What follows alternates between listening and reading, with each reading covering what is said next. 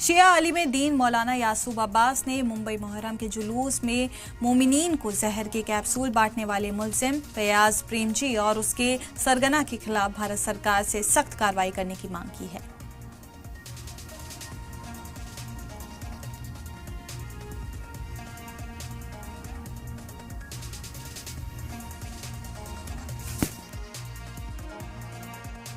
जिस तरीके की हरकत की गई, लिहाजा अभी मुंबई में बहुत से जुलूस बाकी हैं।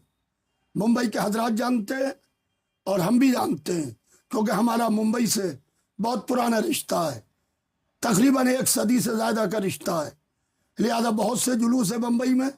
लिहाजा मैं मोमिनीन से कहूँगा कि हर शख्स पर निगाह रखें और हर शख्स को इस निगाह से देखें कहीं ये चाहने वाले अज़ादारों की भीड़ में कोई दुश्मन तो नहीं है। लिहाजा मैं महाराष्ट्र गवर्नमेंट से और सेंट्रल गवर्नमेंट दोनों से मुहर्रम की हिफाजत की, जुलूसों की हिफाजत की, 8वीं रबीउल अव्वल तक सिलसिला जारी रहेगा। इसकी हिफाजत की जिम्मेदारी लें और ऐसे अनासिर की शिनाख्त करें और उन्हें कड़ी से कड़ी सजा दें ताकि वो अपने अंजाम को पहुँचें।